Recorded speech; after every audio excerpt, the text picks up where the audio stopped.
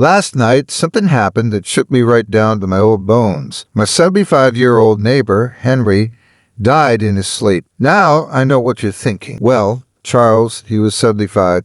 That's not exactly shocking. But let me tell you, Henry wasn't just any 75-year-old. He was one of those fellas who still acted like he was 40. He played cards every Friday, yelled at the TV during football season, and always bragged about how he could still lift a sack of potatoes without throwing his back out. And just like that, he went to bed and never woke up. Now when someone dies in their sleep, people like to say, well, at least it was peaceful. And sure, I guess it beats getting hit by a runaway bus, but that doesn't make it any less unsettling. One moment, you're tucking yourself in, maybe thinking about breakfast the next morning, and the next, poof, you've punched your final time card. But here's the thing, I'm not entirely surprised Henry went that way. He had some of the worst sleep habits I've ever seen. He'd be up past midnight watching old Western, drinking coffee like it was water, and then waking up at 5 a.m. because old folks don't need much sleep. I begged him to take his rest more seriously, but Henry was stubborn. He treated sleep like an optional hobby rather than a necessity. And that, my friends, is what I want to talk about. Because if there's one thing I've learned in my 78 years, it's that bad sleep is a silent killer. It sneaks up on you, messing with your heart, your brain, and even your mood. Yet, most older folks act like they can survive on naps and wishful thinking. So,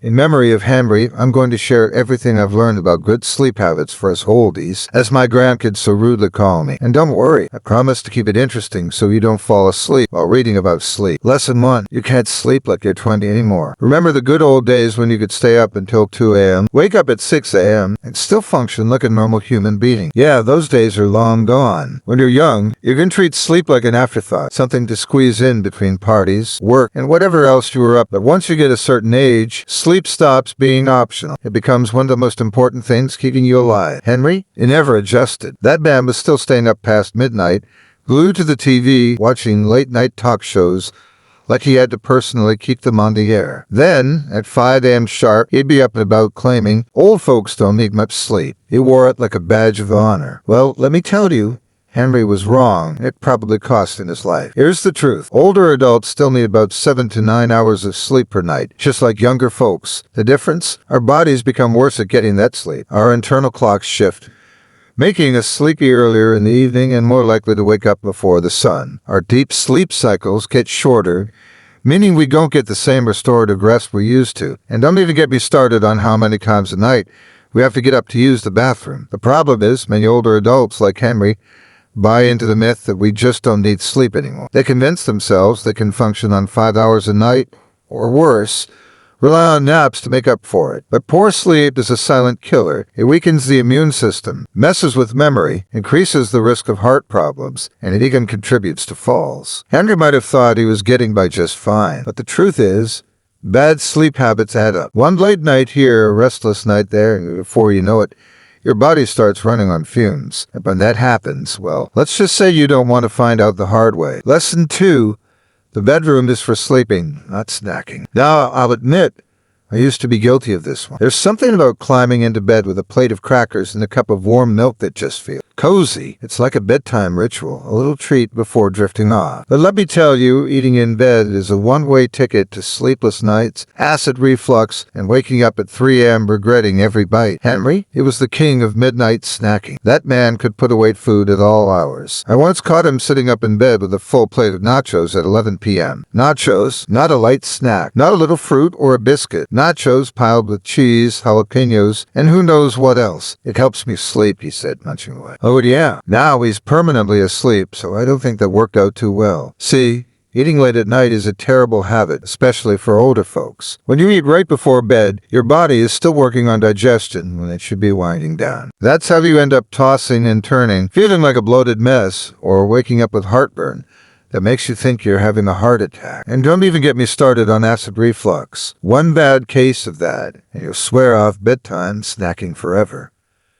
If you want to sleep well, keep food out of the bedroom. Try to eat your last meal at least 2 to 3 hours before lying down. And if you absolutely must have something, make it light. Maybe a small banana or a few almonds. But for heaven's sake, no nachos. Your stomach needs time to do its job before you lie down. Otherwise, you'll be up all night feeling like a stuffed turkey, regretting every decision that led you to that moment. Trust me on this one. I learned the hard way in Henry. Well, Let's just say you never got the chance to learn at all. Lesson 3. Caffeine is not your friend after noon. I don't know what it is about old folks and coffee, but we treat it like a lifeline. Maybe it's because we grew up in a time when coffee was the answer to everything. Tired? Have some coffee. Got a headache? Coffee. Need to stay awake through Sunday service? You guessed it, coffee. Now, don't get me wrong, I love a good cup of coffee in the morning. There's nothing like that first sip to wake you up and remind you that you've made it through another night. But Henry, you took coffee drinking to a whole new level. That man could down a cup at 8 p.m.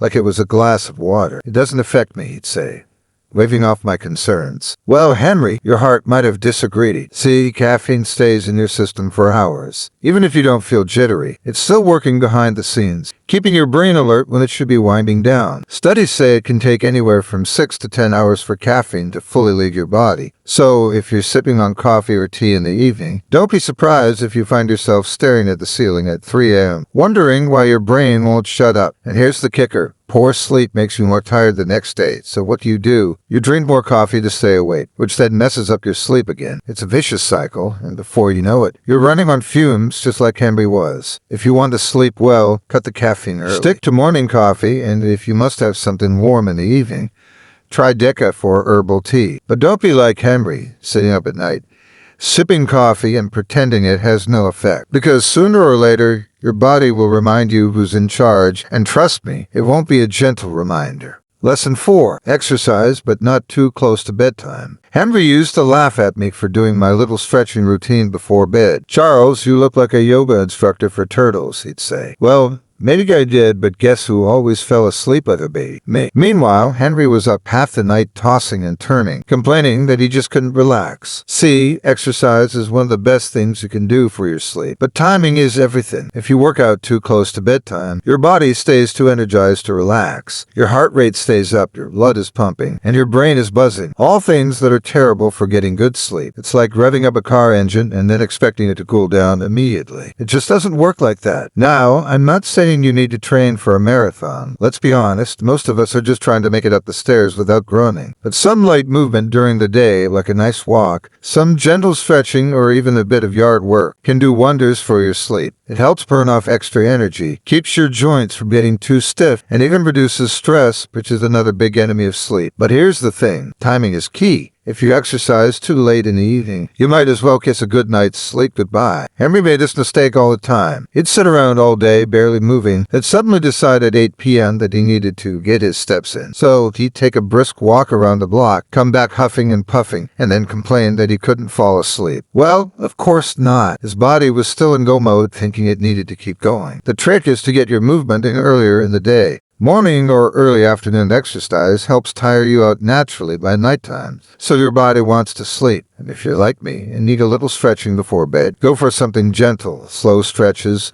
deep breathing, or even a little Tai Chi if you're feeling fancy. And let's be clear, moving from the recliner to the fridge and back does not count as exercise. If that were the case, Henry would have been the fittest man in town. Lesson 5. Create a sleep routine and stick to it. Henry never had a bedtime routine. One night, he'd go to bed at 9 p.m. The next night, he'd be up until 1 a.m. watching old westerns, shouting at the screen like he was part of the showdown. Some nights, he'd doze off in his recliner and wake up at 3 a.m., confused about how he got there, and then he'd wonder why he was always tired during the day. Well, let me tell you, your body hates that kind of unpredictability. Sleep isn't something you can just do whenever you feel like it. The human body runs on a rhythm, and when you constantly throw it off, you pay the price with bad sleep, daytime fatigue, and eventually health problems. A good sleep routine means going to bed and waking up at the same time every day.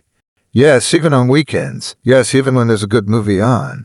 And yes, even when you don't feel particularly tired. Your body loves consistency, and the more you train it, the easier sleep will come. Think of it like feeding a pet. If you feed a dog at the same time every day, it knows when to expect food. But if you randomly change feeding times, the poor thing gets confused and starts acting up. Your body is the same way. It needs predictability to function properly. Now, I know some folks will say, but Charles, I'm retired. I don't need a schedule, and that's exactly the problem. When you don't have a routine, it's easy to let your bedtime get all over the place. But trust me, a steady schedule is one of the best things you can do for your sleep and overall health. Start by picking a bedtime and sticking to it. Not just on weekdays, every day. Your body will eventually get the hint and start feeling sleepy at the right time. And the same goes for waking up. Even if you had a rough night, get up at your usual time. Sleeping in just confuses your body and makes it harder to sleep the next night. Henry never figured this out. He kept treating bedtime like a guessing game, and his sleep suffered because of it. Don't make the same mistake. Set a routine, stick to it,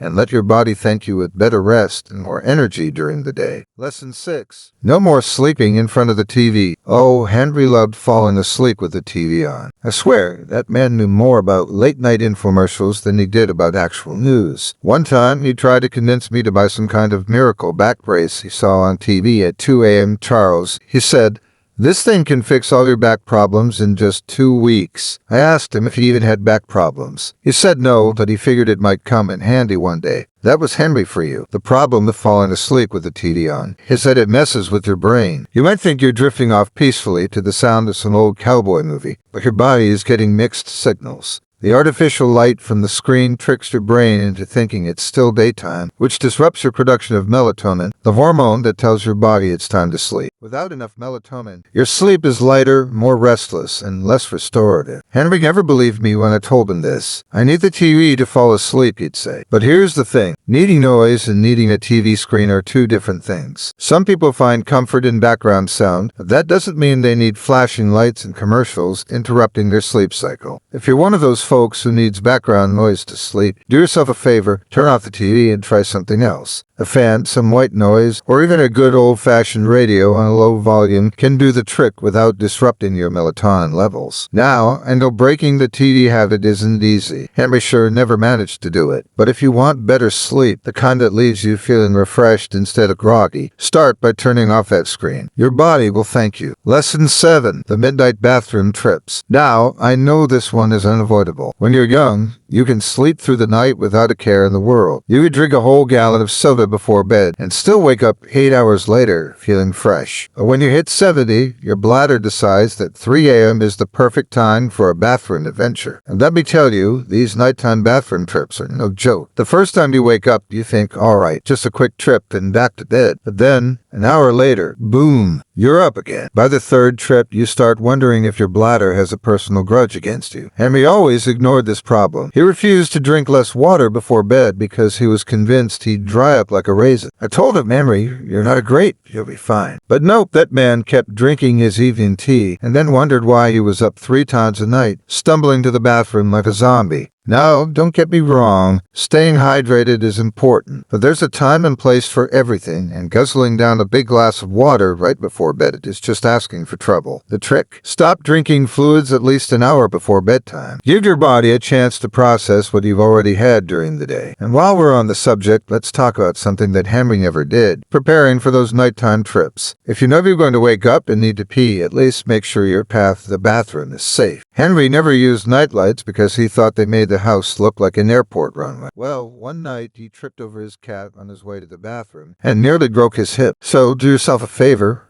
put a nightlight in the hallway. Maybe even in the bathroom itself. Make sure there are no rugs or random shoes lying around waiting to take you down. Because let's face it, when nature calls at 3 a.m., the last thing you want is an unexpected wrestling match with the floor. Take it from me. Drink wisely, light your way, and save yourself from a nighttime adventure gone wrong. Your bladder may wake you up, but at least you won't be stumbling around in the dark like a lost tourist. Lesson 8. Stress will steal your sleep. Henry worried about everything. Bills, the weather, whether or not his dog secretly hated him. If there was something to stress about, you bet Henry was already losing sleep over it. I once caught him staring at the sky with a deep frown. "What's wrong, Henry?" I asked. "Those clouds look suspicious," he muttered. "Might be a storm coming." It was a perfectly sunny day. Now, worrying isn't exclusive to old folks, but let's be honest. We've had more time to accumulate things to stress about. And the problem with worrying at our age is that it doesn't stay neatly packed away during the day. It follows us to bed. And nothing ruins sleep faster than a brain that won't shut up. You ever lay in bed ready to doze off, and then suddenly your brain goes, "Hey, remember that embarrassing thing you did in 1973? Let's think about that for a while." Next thing you know, it's 2 a.m., and you're wide awake, reliving your most awkward moment. moments like it's a highlight reel. Henry never figured out how to shut his brain off at night. He refused to do anything to relax before bed. "I don't need that nonsense," he'd say. Meanwhile, he'd lie awake for hours,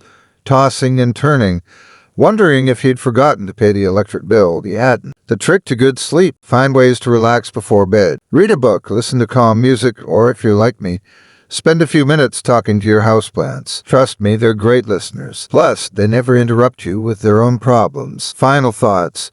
What we can learn from Henry. Now, I don't know if Henry's bad sleep habits were the reason he passed away, but I do know one thing.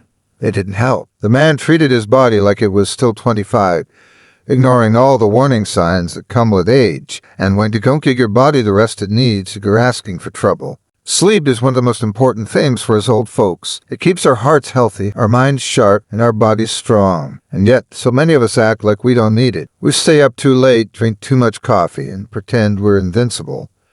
So, in memory of Henry, let's all promise to do better. Let's get our sleep schedules in order, cut back on the caffeine. And for the love of all things holy, let's stop eating nachos in bed. As for me, I plan on sticking around for a long time. And if you ever catch me saying, "I feel better than ever," remind me to go get checked, just in case.